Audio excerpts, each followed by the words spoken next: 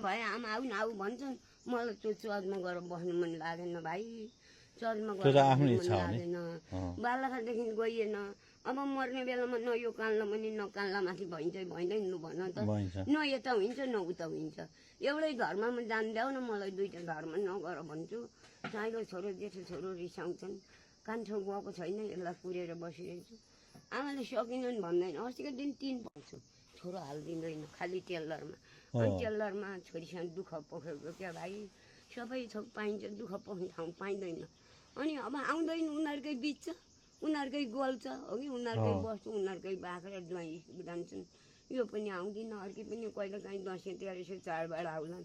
फुसुको म छोरो पो आमा छ भनेर आउलान् तिमी बुइनी छोरो पो त्यो बुइनी छ भनेर आउँछ हो कि ससुरालीसँग नभए किन आउनु कहिले काहीँ आयो यसो हेर आफ्नो बारी हिँडो